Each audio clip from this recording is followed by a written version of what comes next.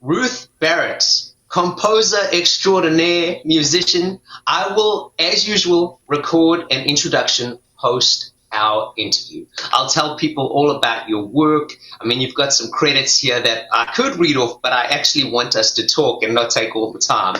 So we're going to jump straight into this in the same vein that I do all of these things. And that is, as a guest on the Musician's Mentor podcast, could you possibly give us an introduction as to who Ruth Barrett is? I don't need your life story, unless, of course, you want to share your life story, but I basically just want to get into your headspace a little bit so that my listeners understand a little bit more about you and possibly get a bit of a point of view as to where you're coming from during our conversation.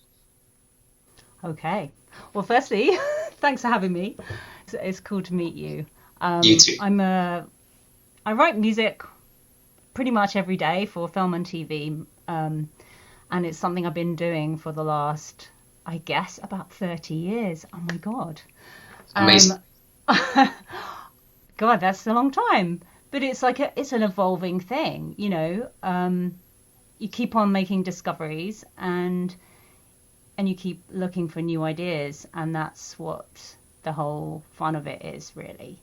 And I feel like there's so much more, you know, to do. And yeah, I want to do more movies. I've done a lot of TV scoring. I've done a few movies, and there's other things I want to do, like opera and other avenues I want to explore. And yeah, I've always been interested in music, I think, from being a little kid. I guess I didn't realize I was going to do, I think I was interested in doing this from about like 15, 16 is where I kind of started to get interested in writing music, I guess. Okay. Like from being a kid and playing piano from about like age 4 or 5. You know, I grew up in the 80s. A lot of the music came through TV, like watching things like Knight Rider, a lot of Mike Post theme tunes on the like A-Team and The Incredible Hulk. I remember that theme really hitting me emotionally, like when I was really young, and kind of I sort of reflected on that a bit as to something like light bulb went off in that moment of, was it the lonely guy walking down the street? Was it that image and that music together that was kind of just hitting me and like making me cry and stuff? And I guess power that it had, and things like Adamant, the tribal vocals, the attitude, those sort of early influences, Queen's, Flash Gordon, the kind of pounding drums, again the attitude, the kind of the sort of putting that music against that picture in like arresting kind of like, whoa, you know. I think that's why I watched that film so many times as a kid, was because the soundtrack was so banging. I didn't really analyze it at the time. I was just swept away with it. And I think musical journey does kind of sweep you away. Like there's some element that you're controlling and there's an element that is controlling you. It's the kind of this like a wave that's taking you along.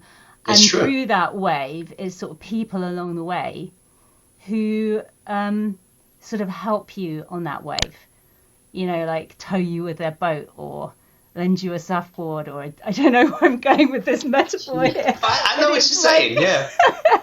But you need people to sort of influence you, you know? Yeah. And for me, it was teachers that I met. That's amazing. Kind of where you go from being a kid that's interested, and then maybe it's a bit more like you're practicing a lot. Why? Like, what makes you do it? Like, it's something about the draw, the pull of what music, the power of it, and what it can do to us. And like, it's universal, isn't it? It's like totally. You can hear anyone. You don't have to speak the same language. You can feel it. You can feel that thing together. Yeah. I mean, people have different tastes, obviously. Of course. But I think I was always really, really interested in that, and just sort of intuitively. The way I write music is also quite an intuitive process. Although I have studied it quite extensively as well, and trying to keep that bit alive. You know, the bit that's just free spirit. Well, it's a feeling, right? It's a feeling. So even with your studies and stuff, if you bring it back to that feeling when you watched Flash Gordon or the Hulk, like, you didn't necessarily know all the terminologies and the music theory and stuff when that happened. You just felt something. I think that's what people underestimate, and we'll get into this, but when it comes to sound accompanying picture, is just how important it is. Because to change lanes here just for a second, you take a movie, any like really popular horror movie, right? And, you know, they made to make you feel terrified. They made to make you feel like, oh my God, that kind of feeling. You put it on mute and you watch it, and usually they're not scary at all.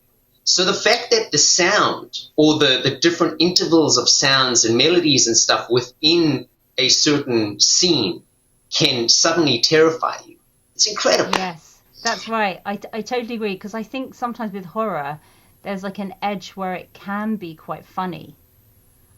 Do you know what I mean? Like, totally crazy. Like, watch The Exorcist on mute. It's like, it's just this random girl who looks like she's, her head's spinning around, and you're like, I don't know if this is scary, but you watch it with the sound on, you go, oh my gosh. Terrifying, because it's terrifying. Biblical, it's spirits, it's all the things we're really deeply scared of. And then, putting that with like the vocals or certain sounds that have associations for us, and like low intervals, bells, church bells, religious music, that all I think it incites some part of us. It's like the fear complex is kind of activated with it. And I find that's just brilliant, isn't it? Me too. It makes it terrifying.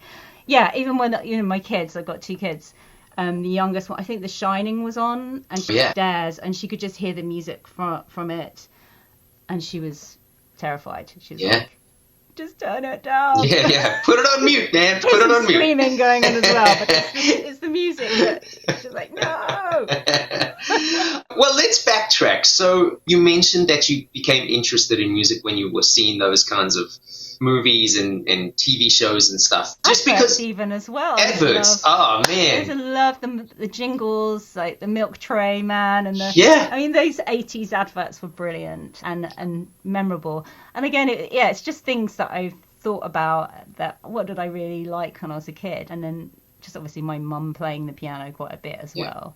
And I used to dance around like a little imp, and then try and play myself. But it wasn't until a bit later that I started to actually improvise and write stuff. Like in your teens, 16, 17 or so. So was your mom your teacher? How did you get into playing? Did she teach you? Were you going for lessons? She started doing it, but we were getting into fights, so maybe she got me to a teacher. I see. He was very strict. The teacher was strict, or you? Was quite strict. Yeah, one of those hit your fingers with rulers kind of teachers. Just silent, just kind of disappointed if you didn't. The disappointed type. I love those. Yeah. She was great. You know, it got me through the classical side, and then my mum found a teacher who introduced me to jazz and improvisation, and then also a composition professor at school came to the school, and he asked me to come and study composition at the Royal Academy. So I did that actually in my sixth form years on Saturdays, and actually that's where I started writing pieces of music, and then people would perform it in the workshops, and that's when oh wow, this is great to have musicians performing things that you write, and it really comes alive, like that dimension of it. Because I used to write a lot on the piano and stuff that way, but if you could bring in other instruments, that was really cool, and I loved that time. It was really kind of ear-opening. So again, you kind of segueing for me, which is great, because I was going to talk about, I read online that you studied at Cambridge University, and then I read that you went to Royal Academy of Music. So again, I'm going to try and delve into these in a short period of time that we have.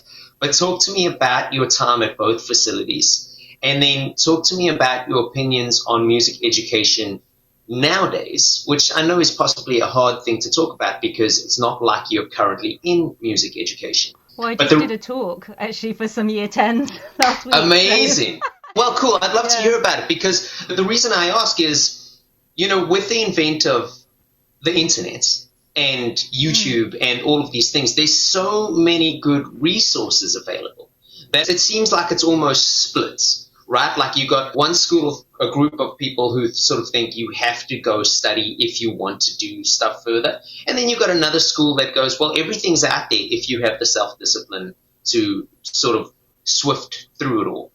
So it's kind of interesting because it's like I studied as well. So like I sort of see the importance. But nowadays, with the amount of institutions out there, sometimes I wonder if a person had enough self-discipline to know where to look and what to look for, because it's quite inundated with information. And if you don't know what you're looking for, it can become quite daunting. But I sometimes wonder if, at least from my part in the industry as a performer and a producer, it all becomes about network.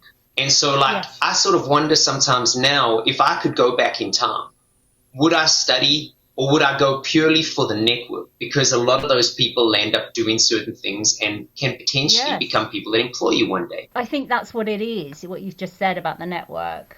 That is the reason why you go and do the studying. I mean, obviously studying, gosh, I mean, it's something, it kind of got in the way almost doing the degree, because it was just like, I was told by this dishy teacher at school, Oxbridge is great. I was an academic kid, so he's like, apply.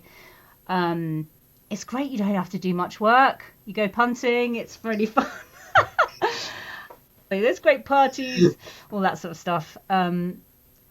It was actually quite a bit of work, and it was tough, and it wasn't totally what I thought it was going to be. It was quite academic and fairly dry. There's a lot of even the composition side is very sort of based around counterpoint and 16th century polyphony and all this sort of stuff, which, to be honest, it's great to learn that stuff, but then there's a point at which you want to explore and have that kind of guidance from some people who are on your wavelength.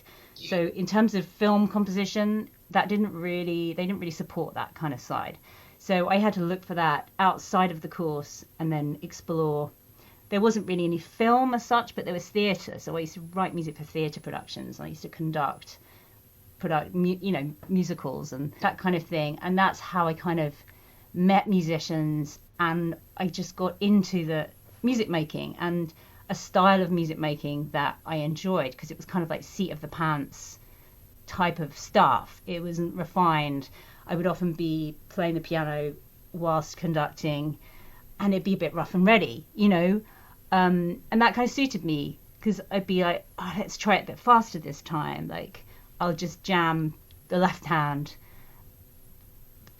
cut this instrument, things that would work with the production on the night. Yeah. And that way, which I still use really now, of working with musicians, and I've worked with the same musicians for years, and really kind of like experimenting with sound and then crafting that to fit the scene. So often you don't want necessarily the most purest, best sound, and like you study for years in the conservatoire, you might want the roughest, meanest, disgusting sound, and it's connecting with people who can give that to you, because often when you're writing for film or TV, you're trying to create a vibe, you're trying to create a sound that kind of just gives that impact.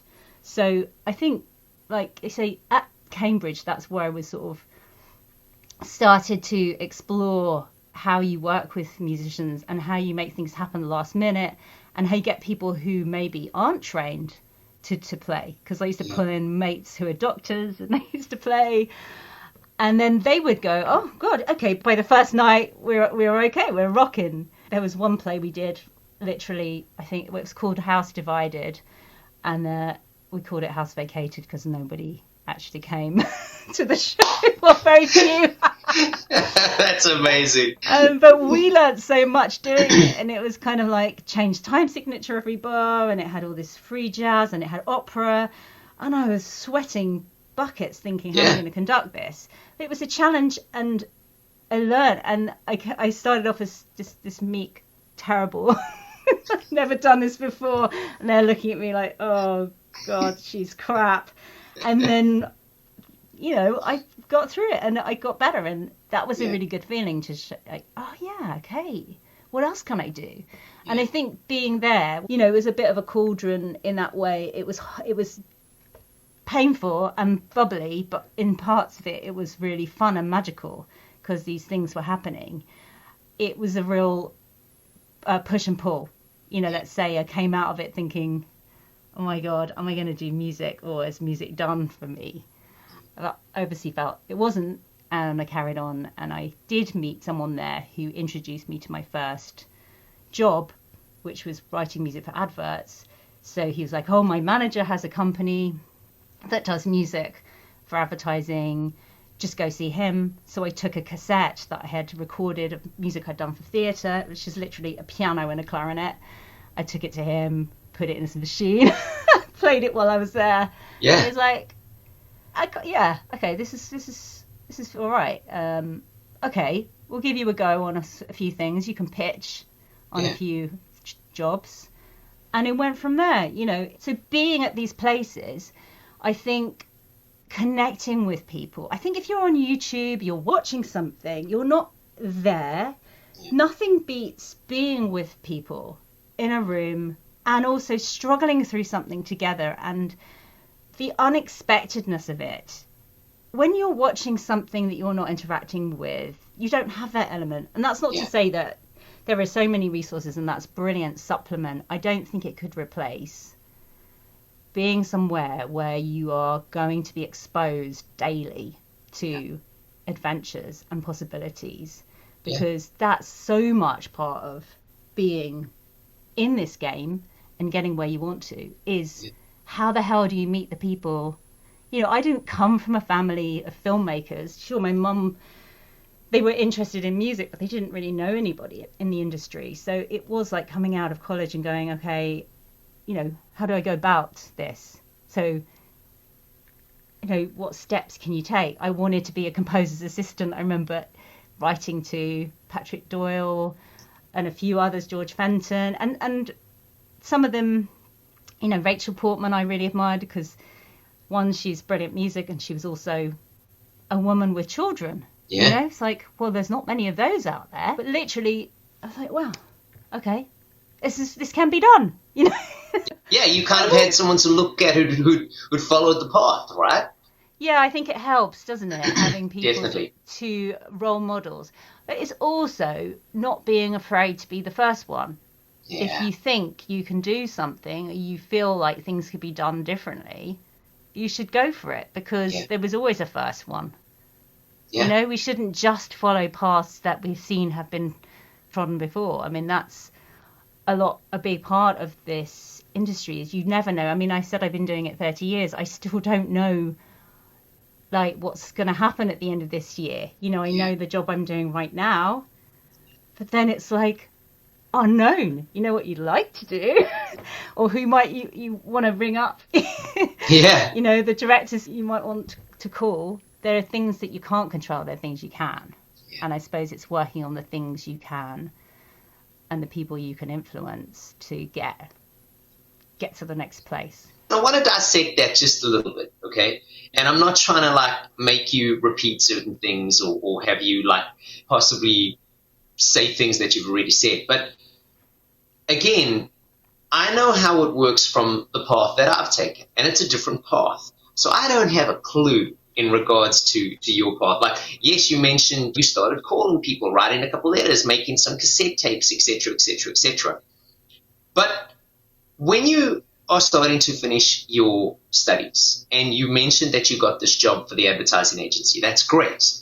But just for sake of conversation, if that job didn't come about, how does an up-and-coming, aspiring composer, someone who's trying to make film music, TV music, advert music, etc., etc., etc., how do they go about trying to find their, for lack of a better word, tribes. You know, like obviously if there's the other people studying with them, there's those people. But like that's an industry that, from what I've seen, it's like there's a handful of names that do all the big things. Then there's this like influx of other people kind of under them bubbling. But then there's like nobody else. It seems like there, and then like a bunch of people here. Whereas like on the band side of things, there's all these different levels. You've got like these little local scenes, then you've got regional scenes, and then national, and then worldwide. Then there's obviously the peak. You know, there's the household names of the Bruno Mars and the Lady Gagas and stuff like that. But like there's so many different levels, and I don't know anything about your vocation in that regard. Could somebody make a living just doing one level, or have they got to constantly try and move their way up that ladder? How does it work, and how do you get in? It depends what you want to do, though, doesn't it? Like, how far do you want to go?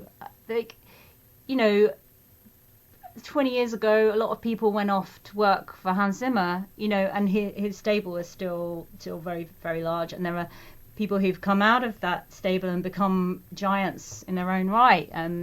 Lorne Balfe and people like that, you know, big names, or who went contemporaries of him who've become very big, and then their assistants have grown. So there's a whole sort of system of like assistants going to work and going to LA and growing that way.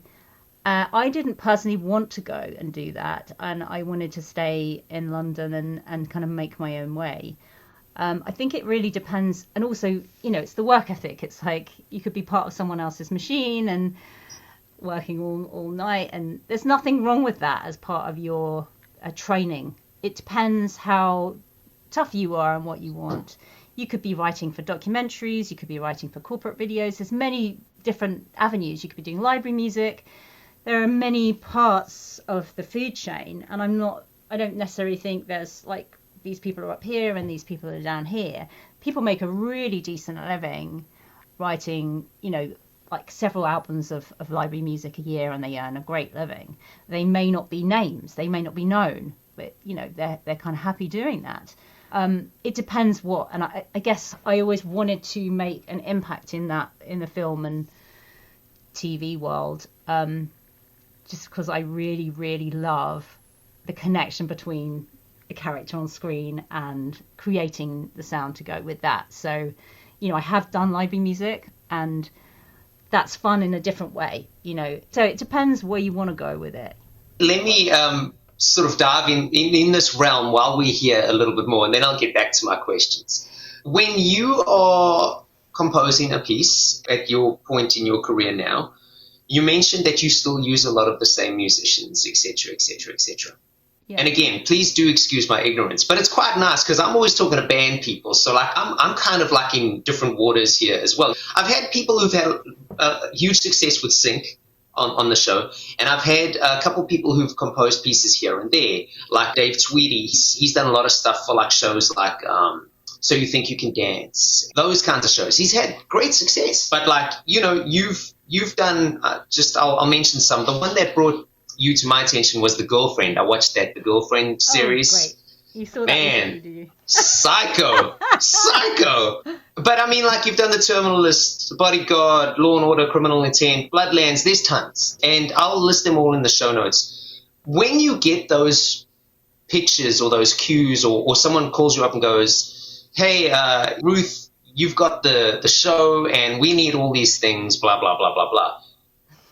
Talk to me about how that works now. Do you hire the musicians you want for the piece, and you go in studio and you record it? Or is it a matter of you compose the stuff, chart it all out so that everyone's got charts, you go to a studio with an engineer or a producer of some kind, and you give everybody their charts, they hire the session musicians, you pay for the studio day? How does that all work?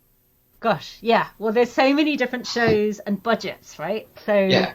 For something like, I did an Apple TV show called Big Beast, which is a nature big documentary, and in that I think we had a 50 or 60 piece orchestra, and we had individual musicians as well for like colors and sounds, and that's kind of how it started, with a small group, and then obviously they wanted a bigger kind of expansive palette as well. So it was a mixture of individual unique sounds and then orchestra. So something like the Terminal List is kind of me, my husband Ruskin, who's like makes incredible filthy noises and synths and guitars, Awesome. and then percussion and then strings and cello, but really like processed, mangled. We like go really, really deep on the processing of the sounds and like to create this sort of psychological feeling, because in that show he has a brain tumor, so we're like creating the sound of the brain tumor and the impact that it has on his state of mind, because he doesn't know what's real and what's not. So it's kind of like a revenge thriller but with a psychological element to it. So creating those sounds is like key to the sound of the show. So in that one, a lot of the time goes on finding those sounds, like making, like we work with a lot of analog synths and modular synths. Cool. And like it's like go into the laboratory. Yeah. Ruskin puts on his white jacket and locks himself in there for 4 days and doesn't come out. Amazing. Like steam coming out. That's cool. And so that's it, we've got it. And then even then it's like take those banks of sound and like work with it and manipulate it and then put it against the picture, and then you're like, oh my god, that's the sound of his tumor right there. Wow. And once you found it and everybody latches onto it, then it becomes that. And then you don't mess with it, because we're doing season 2 now, and it's he's moved on, so the sound has to move on and the music has to move on with his character. So you can't use exactly the same sounds, because that's James Reese in the past and he's moved on. So that's the beauty of it. It's like even with the percussion, we'd be going from brushes and wooden sounds when he's like lost in this kind of wilderness. Then he becomes more of a kind of warrior, so we use like samurai metals. It's like he's going to Africa, we're using African drums, okay, without being really obvious. It's you're taking flavors and then you process it so that it has a hint of that feeling, but without going, hey, it's Lion King territory now, I mean, what did Dick Wolf, who runs he's amazing. Entertainment. He's amazing Because we do the show Law and Order, or Crime, and his big thing is don't treat your audience like dummies. That's one of the big things, and I think that's the key to why they're so successful and have been for so many years. We literally went to a party in New York recently. I saw that. Celebrating 25 years of Law and Order. And you met Mark Post. I've met him a few times. He's become a good friend. Great. Which is incredible to be friends with such a legend. He's still just a really nice guy, Yeah. People like really talented people like that are just who they are, Yeah. They're not sort of trying to be anything. But yeah, it was like, don't treat your audience like dummies. Be real and not like hit people over the head with stuff. They're going to spot it. It's like authenticity is key, and stuff that genuinely feels emotional to me or the people who you're working with. You have a kind of click. Like suddenly, we had it the other day actually, because we were searching for. He was like, James doesn't really have a theme yet, like in the series. And you have these sort of, it's such an emotional, a sort of pendulum swinging. You can feel like terrible. Like in this room, sort of pacing around, you like might hit the wall or have a bit of a cry or something. Where is this goddamn theme gonna come from? Yeah. But it's like, well, I actually did it. Well, I did one before, but maybe it could just do this, like, or we put it on bigger strings. Man, I'd watch that show. That's cool.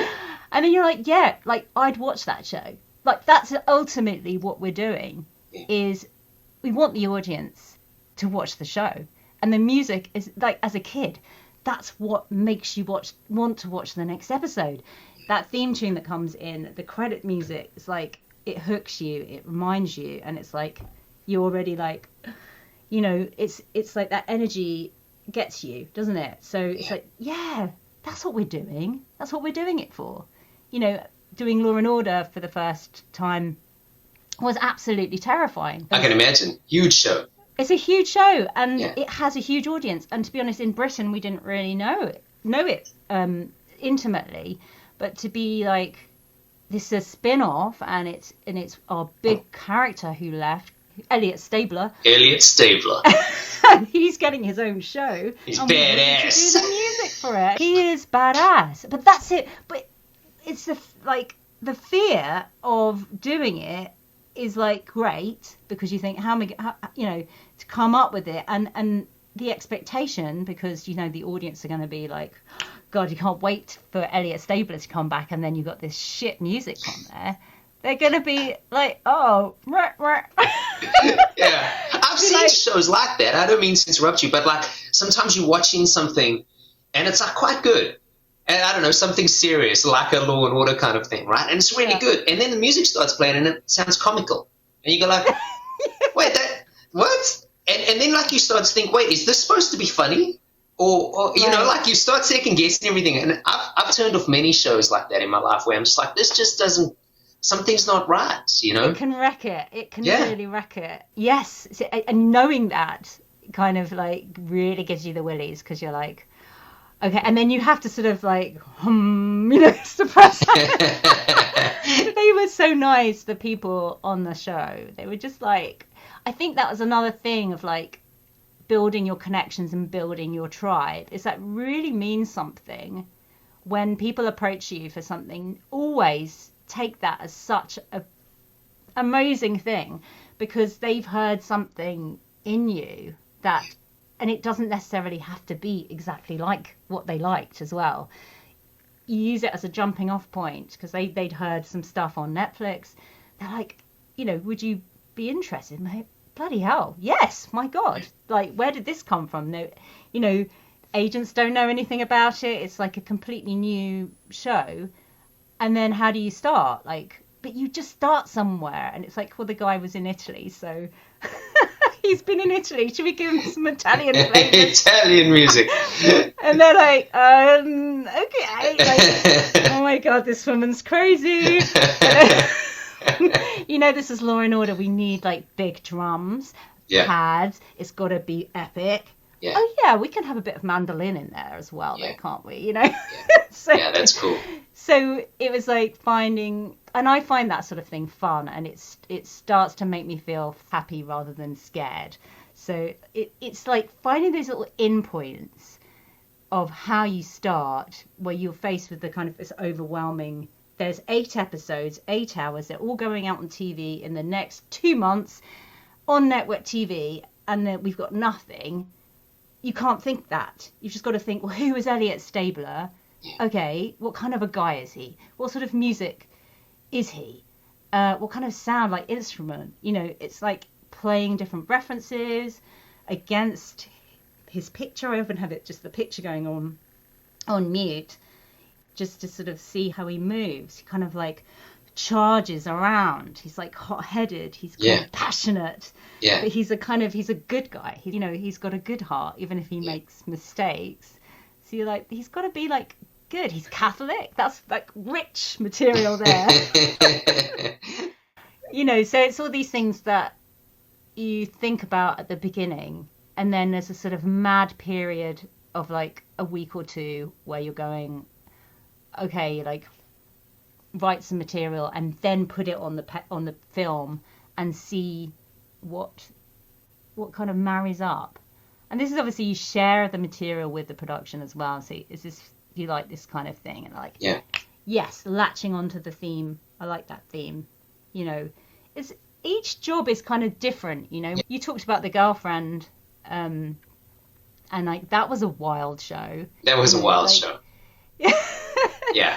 And that was hard, because it was like they wanted to have 2 different sound worlds, like one sound for Laura, who's the mum, and a sound world for Cherry, who's the girlfriend. Yeah. So for people who haven't seen The Girlfriend, it's basically, it's the mum doesn't like the son's girlfriend, and it's like likewise she doesn't like her either, and it becomes a cat and mouse story of epic proportions and psychological madness. but basically between these two women. So it's a sort of a study of female madness. Yes, kind of madness. Yeah, kind of. Obsession, rage. And actually I was like, yeah, this is about female rage. This is about, well, I was just kept thinking, well, what, like witchy, like spells, like, I don't know, like what could be that kind of female, like you hate someone so much you're going to put a spell on them or something. Yeah. And those sort of instruments it was like how to give it a shaman drum, for example, to give it that kind of earthy, like fucking I'm gonna mess with your mind, and vocals as well were like things that were the starting points that they hadn't. So they had ideas, the production, and you run with their ideas of like, okay, so they want two different sounds, but what is it going to be? And they would also have a temp score as well. Interesting. So they'd put, and it may not be your music, sometimes it is, which can also be problematic as well, because you might have written it for a different show. When it's something really good as well that fits and it's loved by everyone, that can be intimidating to have a temp score and then you've got to try and beat it. But it's always like there must be something better out there than that temp, and that can be like having to crack through that. I think when you're starting a job and if you don't do it soon, that's when they start getting a bit nervous, like how long are you going to give them before you get it? Exactly. When you get these jobs, how much freedom do you have? Do they, so you mentioned like the girlfriend, they had this idea of two different elements of music. Do they sort of say to you, we want something like this, if there's not a temp score in place? Do they say we want this kind of vibe, or do they try and like suggest feelings with key-wise or tempo-wise, instrumentation? Do they say this should sound like this, that should sound like that? Or, again, is it different per job? Is sometimes it like that, and is sometimes it's like, well, yes, free reign, do what you do, and you kind of come up with it. And also, sorry, just while I'm thinking, you mentioned quite a few different instruments and instrumentation there over the last few minutes as well. So besides the mad synth lab, how much of your instrumentation away from orchestras are real instrumentation, or are you using like samples and native plugins and different software instruments? Usually real instruments that we make into sample instruments. Nice. So like sound design. Mess with. Nice. Yeah, like processing, creating, like building a palette for each show is like key for me.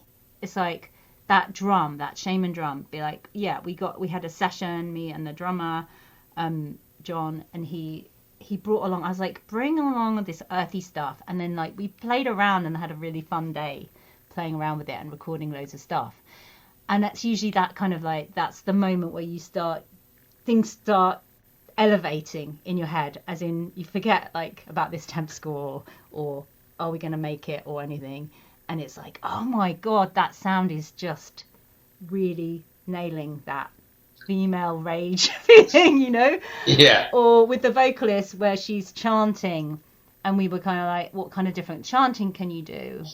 What kind of vowel sounds? Like just go a bit further, like enunciate it more, like try different and we know each other well, so it's not embarrassing.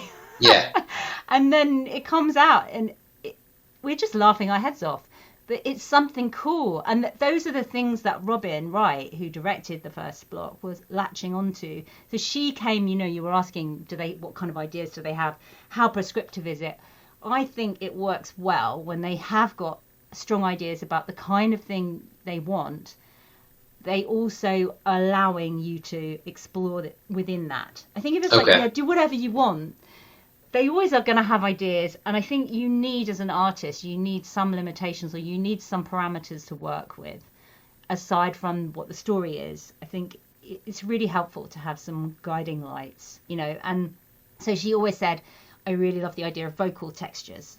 So we did that. It started off with vocal textures underneath what I was doing, they weren't like it, because I think she was like, let's try chimes or some, those kind of ephemeral sort of metallic-y sounds, and it was just too chill. And it's like, no, this woman is not chill. That's the thing, when you're getting to know a character and their face might be not saying it, but as an audience that something's going on, or you want to say that something's like the anxiety's going on underneath. So musically, you're building that in. So these kind of like, yeah, exactly, yeah. Well, kind of, oh, okay. And she's like, oh yes, that's working. And then that drum, she's like, I like that drum. So immediately, like, as soon as she hears something, she's like, that works. This stuff here doesn't work. That's relaxing. Something, get rid of that. So you're like, then you started to build these blocks. So like, I remember saying with Cherry, the girlfriend, so we were working with synths a lot, but I wanted to bring in instruments as well. So it's like, how about something like Steel Pan? There's kind of a brighter, edgier sort of sound. So I was like, okay. I started recording some of those and then also mixing it with synths. So it's giving it a kind of more contemporary and brighter, and like, she's an animal. Like to give her a kind of animalistic. So we're mixing like some toms with it. So she's just like more.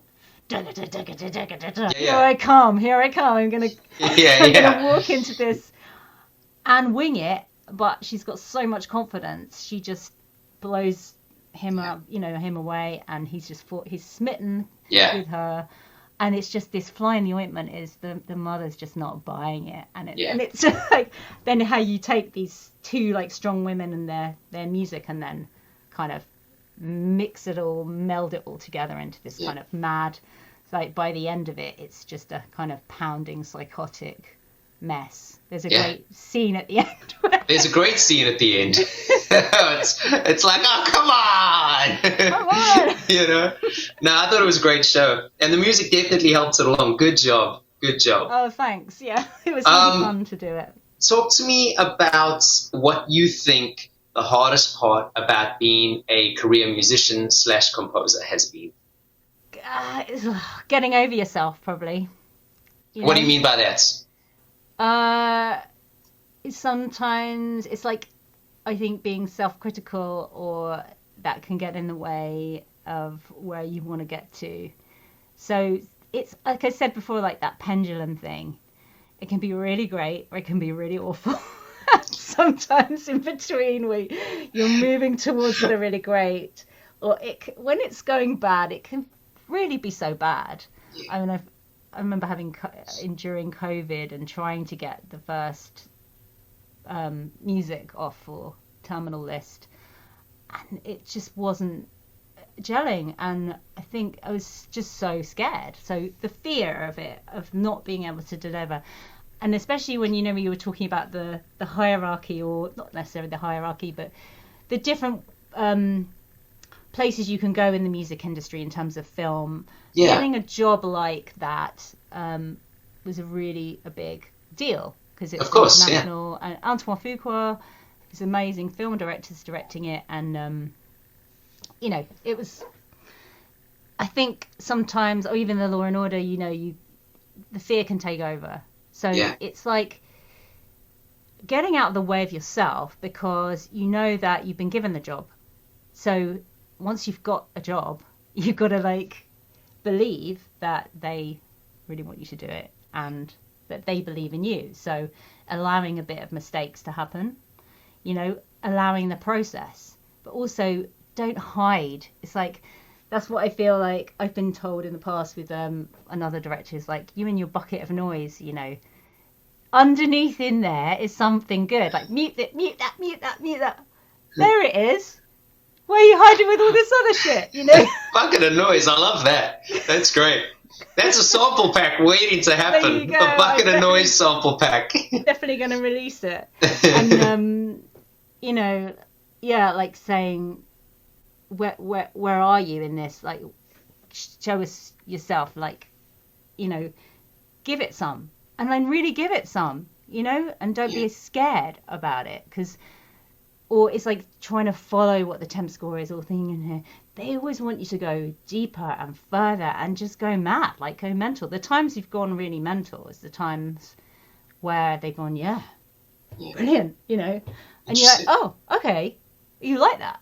Yeah. You know, sometimes, and I'm not saying everything has to be this crazy mess. Sometimes, you know, it could be the most simple thing, or distilling it into the most simple idea.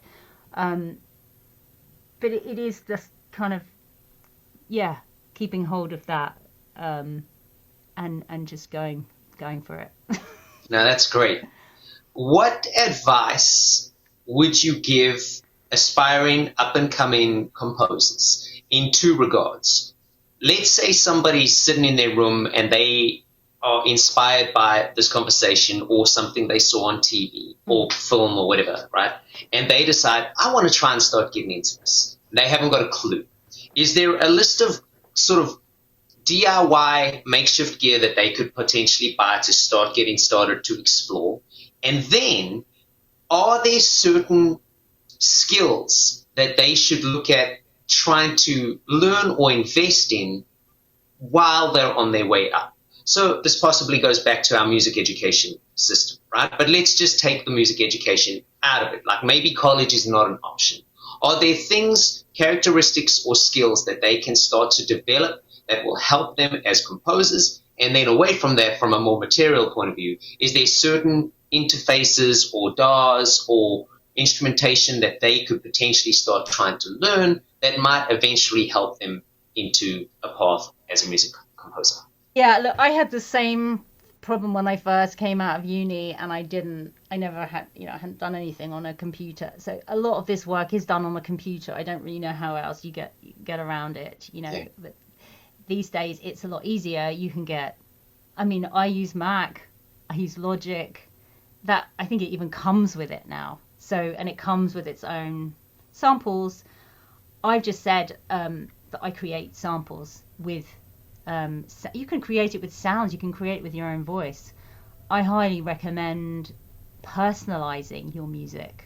Yeah. You know, I would say that to people, you know, rather than trying to emulate, you know, we talked, Hans Zimmer's name came up earlier. He's, you know, very renowned, and yeah, people try and sort of copy the style. I really couldn't stress enough how important it is to be your own sound, that it somehow represents who you are. For me, when, like, from even the early, like when I said that cassette, you know, it had music I'd written for a theatre show. That's happened to me again when I wrote another, I got a band to play my theatre score, and so it sounded great because it was this great band did it. That got me my first documentary because he liked this. He was just impressed with the sound of it, and it was, you know, it's, some of it is the sound that you create, and by recording real musicians, it really comes alive. I mean, people don't have much imagination when it comes to hearing a demo. And I remember really struggling with that in the early days of like, how do you make this magical demo when you haven't done anything? And how do you get people to pay attention to it? Yeah. Literally, it was doing those things through people I met at college. It could be a short film. It could be any project where you get to show your skills in some way or form that you can then grab the audio and be able to send that to somebody who you think would be, you know, would like it, or a project you think would be suitable, that you feel drawn to. That's what I would recommend. I've tried doing things where I was like copying different styles, and it was fine, but it never appealed. So when I met a composer later on, and I started working for him, Martin Phipps, I'd done a lot of like demos for things, and he was like, oh, I don't really like any of that stuff.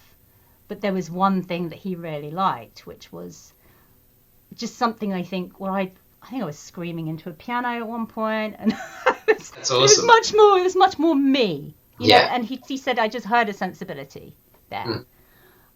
So it's that. It's like, who are you, and why do I want to listen to this? You know, show me something that you think is great, like in yourself, rather than, oh, I can do this and I can do. Yes, it's important. It's not to say it's not important to like, as part of your training and everything, and it's fun to write in different styles. I'm not saying you have to write in the same style. It's like, a lot of the music, you know, all the projects that I've worked on, so many different styles, period drama and like thrillers, but yet it's the approach, it's how you go about it. That's your signature, or maybe it's the musicians I use, like, and I use them. I might put like a synth beat in Victoria, you know, there might be something throbbing there. There's always something that links it all together, and it's like that attitude of like creating the sound that is like specific to this world. So what makes that music, if you've got the opportunity to write for a short film, you know, I would just go at it, like find these ads. I used to write to people, you know, at college even. I put notes in the pigeonholes. Can I write music for your play? And then they would write back, yeah, sure. You know? That's awesome. You know, there are opportunities. You just have to look for them. I temped for ages, you know, in different, just so I could be in buildings where there were people making stuff. And then in the breaks, I'd go around and, you know, hey, you know, to the editors, are you looking for some music? Yeah. You know, I met my husband there. So, like, together we can create some, it's like, find people you can work with. If there are skills that you need, find somebody who has those skills and ask them to write with you or help, you know. It's all about building your own team, your own network. That is like paramount to creating your style, your attitude, like really what makes you special. I mean, that sounds like, why are you so special? Not at all, no. But you have to be like honest with yourself about it sometimes. If you think, well, it's all right, you're like, well, other people are going to think that same way, right? I mean, some people are massively self-critical, aren't they? Yeah. But and so you should probably play it to other people. And you know, I've done some terrible demos in the past. Listen, you know, everyone has. You're not going to make it, you know. Yeah. But it's really those magical things have happened from, I think, from being like, okay, this is something I'm just going to throw in there. Yeah. And for fun, and why not? You know, why not? Yeah, that's often the things that people like. You spend like 6 hours on something, and then 10 minutes you just quickly do something and do that thing. Well, even look at songwriters, right? Like how many great songs were like written in like 10 minutes while the person was like making a sandwich or something. You're like, wait, that was written in like 10 minutes? Like that's like the best song in the world, you know? Something about being in a state of like fun or something where ideas will come to you. Yeah. Part of me thinks that it's not us. It, you know, like it's your passion and all of that. But also it's like stuff comes from somewhere, doesn't it? Yeah, totally. And it's being open to that and allowing that to, you know, like come into you and let it happen. Yeah.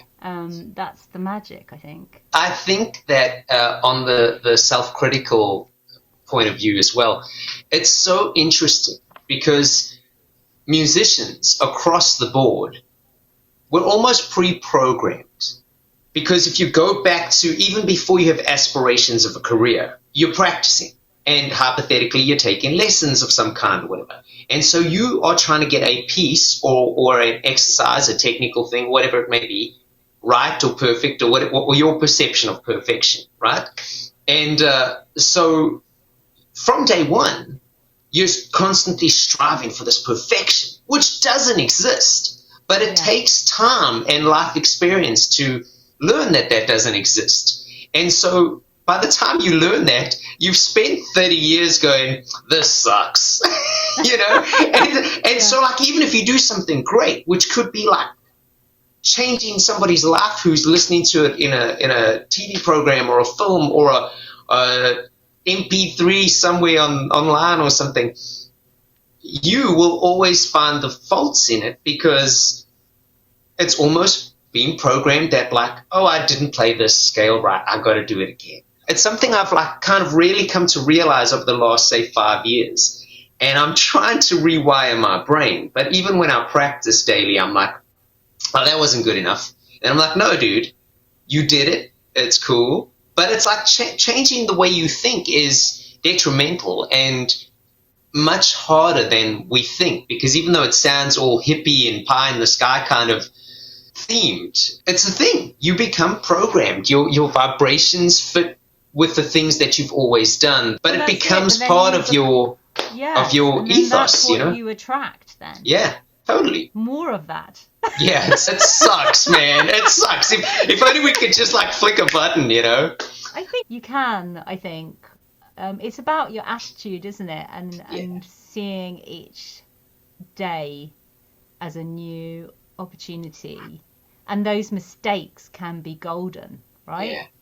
So sometimes you make a mistake and actually, God, yeah, that bum note or that chord there. That's the one. Actually kind of funky and cool. That's awesome. So I'm sure that's like happened so much in the history of music. Like, yeah. Nobody sits down and like, right, guys, let's, write this amazing hit song. It doesn't happen like that, does it? Yeah. A lot of it's messing around and digging and going down. I mean, I used to feel frustrated, when you're working with people and they give you stuff and you're like, oh God, not that. But actually, I really admire people's passion when they go and they try things and they experiment, because out of that experimentation there might be just a little nugget down here. Yeah, exactly. That is the nugget, So how do you know if you're too like brutal with yourself of the perfection? I mean, often that's the last thing. Sometimes obviously you do want all the violins to play in time and in tune and all of that stuff, but I think the place that I really enjoy is when you have one person here, like, I do a lot of my cellist, and we jam a lot, and then you just find sounds and you stumble across it, and it's not something a lot of musicians can do, actually, because they feel that it's wrong. Yeah. To play bad, or can you just no vibrato, and can you just like blow it or like hit it with the back of your phone? But really horrible. And you're like, oh, really? But the people I work with, they just like, oh yeah, they just keeps it fresh. Keeps it fresh. I think that's where for me, that's what I find exciting to work on. So, yeah. Well, listen, I know we're out of time. I'm going to ask you two more questions. The first is, what are your thoughts on AI and how it's potentially starting to filter into music and composition and sync, etc., etc., etc.? Is it good? Is it bad? Should musicians embrace it? Or do we all just fight the power and potentially be replaced? What are your thoughts? Oh, I'm on the not AI camp. No, I just know we're human beings, and AI is machine. It's different things.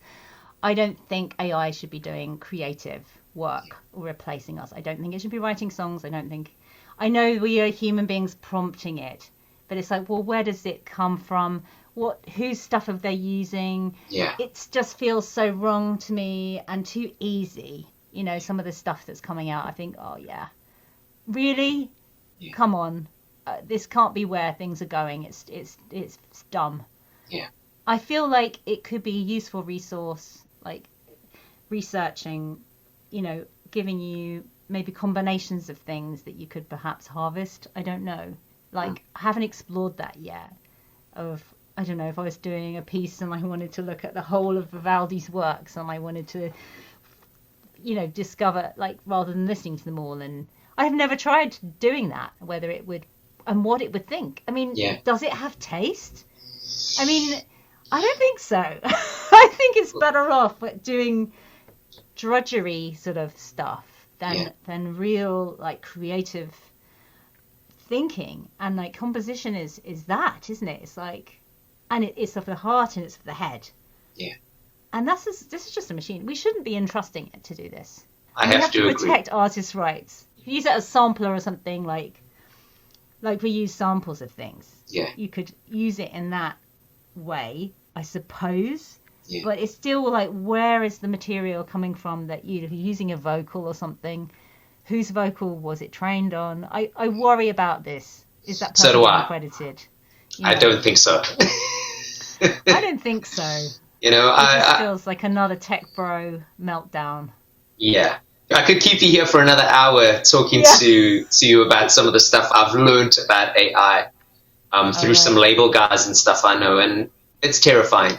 Now, that being said, we can't live in fear, right? Like, musicians are pretty tenacious. I'm pretty sure, hopefully, touch wood, that we will come out of it the better side. But yeah, I have to agree. And from what I've seen, you guys on that side are definitely doing more to protect the musicians' rights in regards to AI and what's happening here at the moment. It's pretty damn scary. Yes, we've been to Parliament, and they have convinced them they really believe in artists' rights, and get them to do that, your side. Okay, last question. What do you think has been the best piece of advice you've ever received in regards to your music career? Or if you can't think of something in that regard, what do you think has been something you've learned during your music journey that might serve as good advice for an up-and-coming musician? You can either answer one or you can answer both. The choice is yours. Yeah, I kind of feel like we've sort of touched on it a little bit, with that kind of being your own person and your own voice. I think as really key to it all, like the kind of, where's Ruth? comment on like a massive kick up the arse to like freaking show them who you are, I think that's that with the belief, it's like having the belief in yourself, I guess, which parents, really helped me with. They were always encouraging of whatever I wanted to do, because I could have gone in many different directions. Because I said I was an academic sort of child, so could have gone down a science route. They really did support that, and even when things were tough, they were sort of like, you will do it, like keep on, that tenacious sort of thing. So a lot of his tenacity is really key to, if you really, really want to do this. It is a tricky path, because you can talk to so many different people, and each person's got a different story. So Everyone. It's not like we talked about institutions and whether or not to go. Again, our assistants here both went to the Guildhall School of Music. I have to say their training is brilliant. Some courses like that are really great, because it does prepare you for work, and they've come straight into working here. And then, if you get to work for a composer, then you get a lot of exposure, and you get to see what happens without having to do your own jobs and kind of like be in the furnace from the get-go. Is a really great way to learn. I would say, getting stuck in, like, learning as much as you can from somebody else would be a great thing to do. Be somebody's assistant. A nice one. Yeah. I learned a lot, and if you work with someone you trust, or again, like-minded, synchronicity, chemistry, I feel like being aware of those connections that you have with people, and the like and the dislike, don't be afraid to move away and go for things that you really do feel passionately about. Because I feel like it's like we all have our own place that you're meant to be, and that's something I've really realised as kind of time's gone past, and to really appreciate that, because when people believe in you, that's when you can really create magical stuff. When you're wondering and doubting, then you're sort of in this state of fear. And I feel like as a group, as a collaboration, you can achieve like great things. Well, Ruth Barrett, thank you so much for your time. Thank you for all your insight. I wish you nothing but the best of everything. Continue to climb that successful ladder that you're on. And just thanks for the chat, man. This was quite insightful. Like I mentioned, I don't know a lot about your world. So the fact that you were willing to indulge me, I'm truly grateful for. Thank you. Thank you so much. I've really enjoyed the chat. It was really great to meet you too. Thank you. Peace. Thanks.